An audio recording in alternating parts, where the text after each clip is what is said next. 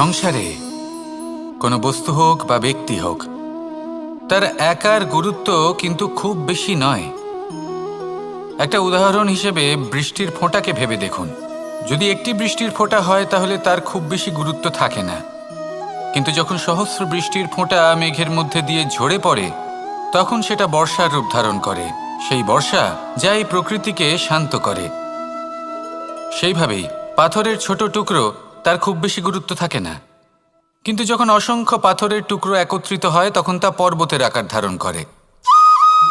সেইভাবেই কিছু মানুষ যখন একত্রিত হন তখন তৈরি হয় পরিবার, কিছু পরিবার যখন একত্রিত হয় তখন তৈরি হয় সমাজ, যখন অনেক সংখ্যক সমাজ একত্রিত হয় তখন তৈরি হয় রাজ্য। এবার এই রাজ্যের সবথেকে গুরুত্বপূর্ণ ব্যক্তি হতে পারেন রাজা, কিন্তু তাও সেই রাজা একা কিছু করতে পারেন না।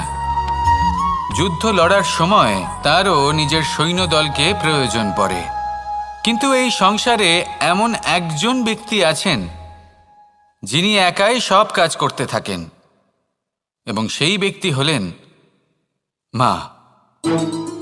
আমাদের জীবনে একজন পিতার ভূমিকা কিন্তু নিঃসন্দেহে অমূল্য, কিন্তু আমাদের সকলের জীবনে যে ভূমিকা একজন মায়ের তা অন্য কারোর থাকে না। একজন মা একাই সন্তানকে বড় করতে পারেন, সংস্কারী করে তুলতে পারেন, তার জন্য পরিশ্রম করেন। আর এত কিছু কাজ করার পরেও তার কাজের জন্য তিনি প্রশংসা অবশ্য পান না। উল্টে যদি সেই সন্তান অনুচিত পথে চালিত হয়, অনুচিত কর্ম করে, তখন সেই মাকেই অপবাদের পাত্র হয়ে উঠতে হয়। আমাদের জীবনে মায়ের যোগদান কতটা সেটা বুঝুন।